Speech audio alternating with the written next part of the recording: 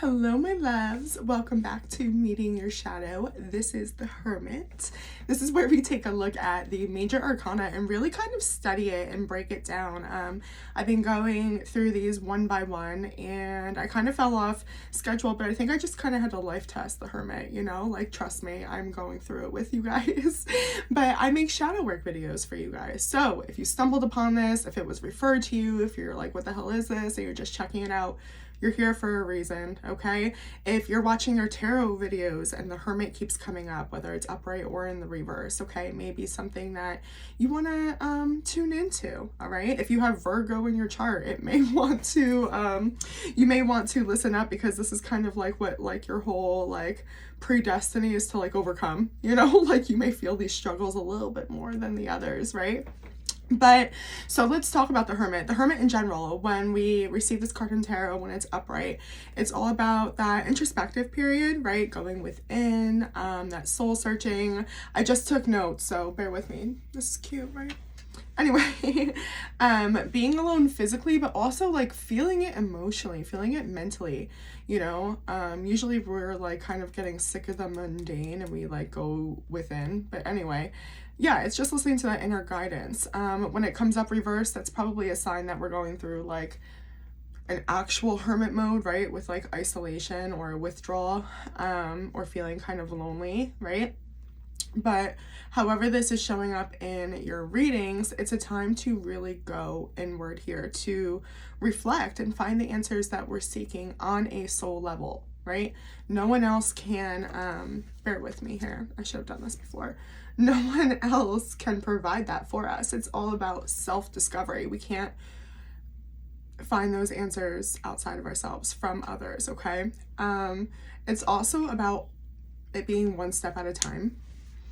The lamp in the tarot card, okay, of the Hermit, is only meant to light the way a little bit, right? Like that path a little bit, like the next step, okay? We don't have to have it all figured out here.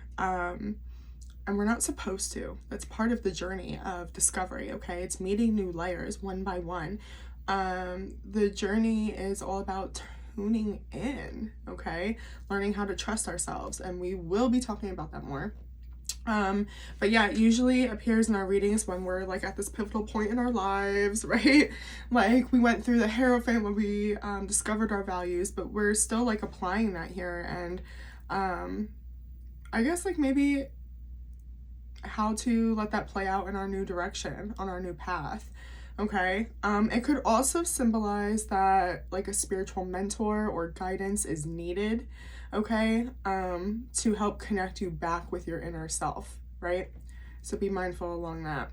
Some bumps along the way is not feeling connected to self or knowing how to connect with yourself, right? That could be because we're stuck in survival mode. We talked a lot about that in the previous videos, okay? But let's talk about what being connected to ourselves means, right? Like, what does that even mean? Paying attention to our emotions, our thoughts, our impulses, our triggers, right? Those desires, the fears, okay? It's all clues, all right? It's all pieces of your soul that need to be examined, that want to be looked at, okay? Pieces of you that are craving your attention. It also means that we know our baseline energy, okay? So who are we when we're at our calm, okay? When we feel safe to exhale, right? What is that energy? Knowing our baseline energy makes it a lot easier to evaluate what we're feeling and figure out what that gap is, okay? When we understand like our own energy or our own personality and how that works, it makes life fun again, right? Like I joke around all the time, like if I knew I was a Scorpio, I feel like life wouldn't have been so hard for me, right? Growing up, like I would have been maybe more compassionate with myself. But I don't know, that could be something for like you guys though, like that's like fun, you know, like look at your own birth chart, research your own characteristics, right? I was talking about if you had Virgo in your chart, like you may identify with this video more than the others, right? Like find out, I guess like take responsibility, right, of yourself, of getting to know yourself. Know your own strengths, know your own weaknesses, right? What works for you, what works against you. When we connect with ourselves, again, that invites life to start making sense to us, okay? And that's literally the definition of putting ourselves first, okay? The relationship with ourselves, right? We hear this everywhere. It's the most like complex, like complicated one, but it's the most crucial, right? Because we can't walk away from it. We can't abandon it. And it also does, whether we like it or not, set the tone for all the other relationships in our lives, for how we view the world, for what's mirrored right back to us, what's projected onto the people we love. It really provides that lens that we view the world from. So some signs of being disconnected with yourself. Self-doubt, right? Low self-esteem, that inner voice we have. It's our worst enemy. It's a bully, okay? That negative self-image, dysfunctional relationships, like I just mentioned, having a lack of purpose, right? Not knowing why we're here, okay? Maybe experiencing anxiety or depression, right? Emotional instability, just all of that, heavy mood swings, okay? We feel the void when we're disconnected. It's empty. We're so preoccupied with our outer world, right? For a multitude of reasons. Maybe we were raised by people who were in survival mode, so that's all that was modeled to us, right? There's no substance there, there's no depth. All we know is 3D energy. Maybe we have been, I have something in my eye, so I apologize. Maybe we have been in survival mode ourselves. I know this video is really chaotic. I'm recording it during Mercury retrograde, so you guys will get it in the future. But anyway, yeah, there's tons of reasons here why this can occur. But yeah, we get so sucked into what's going on around us and the people who are around us that we completely disconnect from our inner selves, from our 5D, from our soul, from our hearts, from our own needs, okay? From our own inner world. The consequence to that is always feeling numb and empty, okay? Or numb and disgruntled, like miserable, maybe even like resentful towards everybody, right, around you. Not because of anything they're doing, it's just like obnoxious. Like no matter what I do, no matter how much I pour into my life or pour into the people around me, I'm still miserable, right? It's like no matter what we achieve in this world, we're always empty. And again, that causes us to resent the people around us. Quick rant. Society has taught us, right, that self-love, compassion, like it makes us snowflakes, right? But in reality, the ones who are saying that are the most miserable, are the most disconnected. And by us connecting with ourselves and leaning in and taking care of ourselves and nurturing the relationship that we have and turning our focus to self-growth and our own soul and personal development, all of that, we're literally an actual physical example to these people that change is possible, but you have to be willing to do it, right? It proves there's another way that challenges their style of living. It challenges their comfort zones. Okay, so just be really, really kind to yourselves, okay? When you're met with like people along that, you're probably surrounded by a lot of them, okay? Chances are maybe that's all you've ever known, right? So expect when you're the black sheep, okay, and you're soul searching, that you're gonna feel disconnected from others, right? When you can't relate to anyone. Hard truth, a relationship with yourself has to be chosen, okay? Again, it's the deepest and the longest relationship that you're ever gonna have, and you can't escape it, so treat it with love and treat it with respect. That requires self-confidence, because it's also going to, again, affect the relationships around you, how we treat others. Everything is, I don't know, like a boomerang in life, you know? Let's talk about self-confidence though. Some notes I have. So I thought it was funny when I came up with this. Maybe I'll make it the title. Self-confidence is more than I like hot. It's I make hot choices. Sorry. But when we are not tuned in with our own needs and requirements for safety, we regulate ourselves based on other people's perspectives, right? Because that's all we know. Okay. Again, we've been so focused in the 3D and nourishing and fulfilling those seeds, okay, that we haven't met the depth. I don't want to say there's no substance, because that's not true. We just don't know it yet. So it feels like there's no depth. It feels like there's nothing else. It feels like there's just, that's it.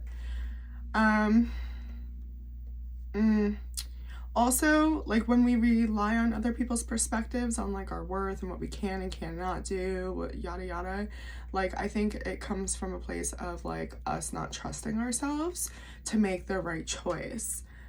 Self-awareness is key to improving any area of our life, like really. Self-trust requires, and here's the key word, consistently, okay, staying true to yourself, and again, choosing you, choosing the right thing, even when it sucks, right? And it's not what we want, okay, but it's what we deserve, it's what we value, it's what we would want someone to choose for us, you know? Self-mastery, for real. We must look after our own needs and our own safety. We can't expect someone else to do that for us. That leads to trust issues, okay, to abandonment issues. And some of us didn't get those needs in childhood, right? So then we're dealing with a whole different layer of replaying our trauma, right? So it just doesn't suck when it's happening now in our 3D that our trust has been broken, but we're re-traumatizing ourselves. We're triggering ourselves to what we've always known, and therefore reaffirming a belief that it's always going to be this way. You've got to interrupt that. Okay, that can and will continue if you don't. That's why, again, self-awareness is key. Okay, trusting ourselves means that we are able to be more accepting of others because our own needs are being met. Okay, so we don't have to rely on anyone to do anything for us, right? They can truly just be a bonus.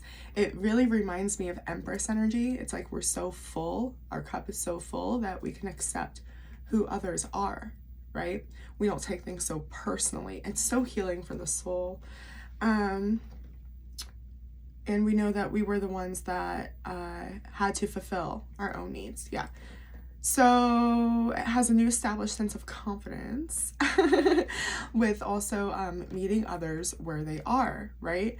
That Empress energy cannot include people-pleasing energy, right? We can't pour into people and expect them to take that full cup and pour it back into us, so to speak. We're not sharing a full cup, right? We become more confident when we know what like our values are and what we stand for. That's what our cup becomes full of, right? Everyone's like, well, what's a full cup?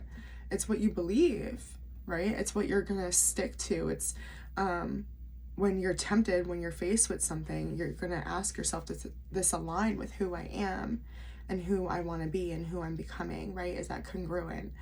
And when we know our values and our true belief system, judgment, criticism from others, it actually just becomes like really helpful, to be honest. It's just like really helpful feedback because we're all about that growth life, right? So it's like, yeah, trigger me, you know, like I'm gonna have that initial like, ooh, like any other human, but like I'm gonna really enjoy learning from this experience. I'm all about the personal development. It's either gonna provide me, okay, your criticism or judgment, valuable feedback about myself that I can use to grow from, okay, and be better, or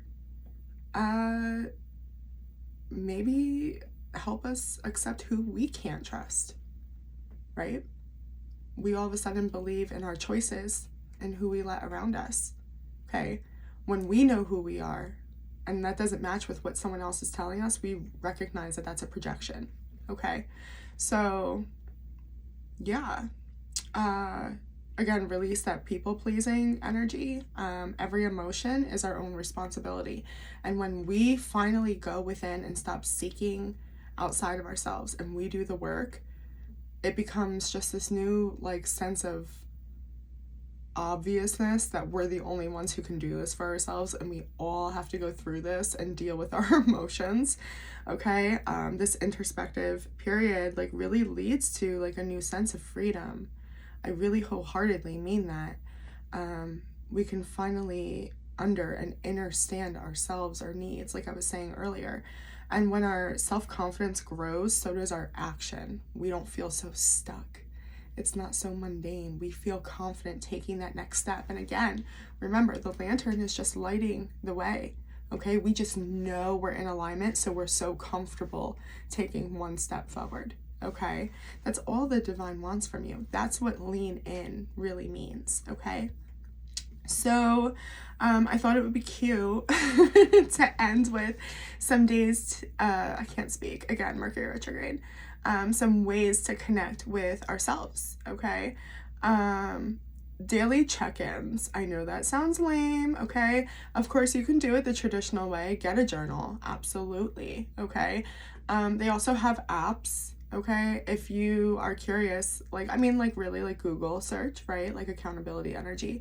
But if you can't find one, comment down below and your girl will hook you up. I used to volunteer for the crisis text line, and they have like a shit ton of resources that I could totally go and grab for you guys. If you really need recommendations, let me know. Okay, but also listen, if it's not your thing to record, okay, I know for a long time I couldn't keep a journal. Like I just didn't feel comfortable doing that for reasons. Okay, so maybe that's your circumstance, right? That's okay. Like just talk out loud to your higher self, like whatever that is, as long as you're doing the check-in to just get a feel for what is your energy today, what is your mood today, because you really want to get to know what your baseline energy is. How is it that I normally feel? Okay, and that might not be the goal on how you want to feel, but you need to know what your baseline energy is right now. You need to know what you're operating from. Okay, another thing, ground yourself. Okay, this can look from anything from like some stretching in the morning, love that. Okay, maybe sitting outside, maybe do some breathing exercises, right? Yoga, I love. Okay, affirmations, meditations, personally for me, guided, because I don't know if you can tell, but I'm very chaotic. My mind, right?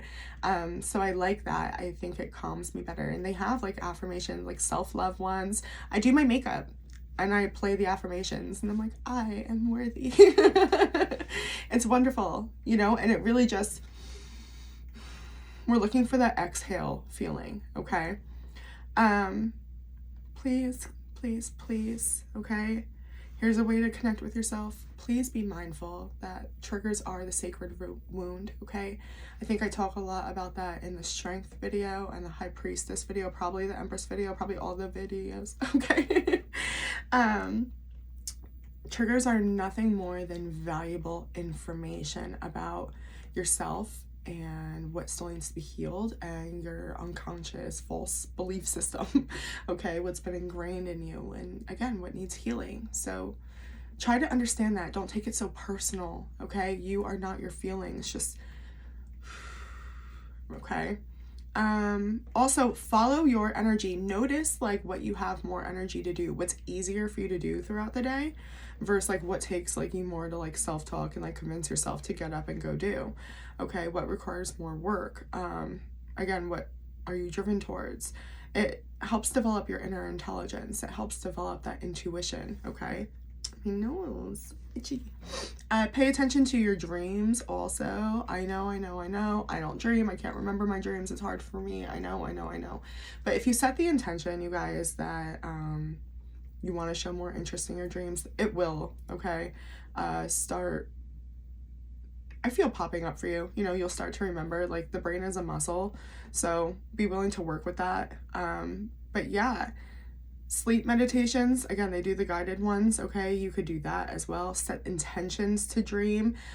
Keep your dream journal like by your bed, because they say it's best to do it like before you're even like getting up, because you can lose information really fast. You don't even have to get like a journal. Just open a notes app on your phone. Who cares? Nobody's gonna see it but you. Okay. There's a lot of information there, because through dreams we receive communication from our subconscious, right? Our higher self, spirit. Okay.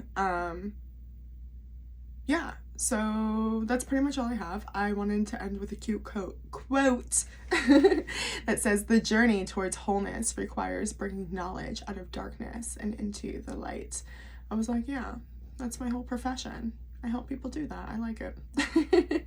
So that's what I have for you guys. If you guys are interested in shadow work coaching, or you'd like to book a tarot reading with me, you can find my email in my description box below.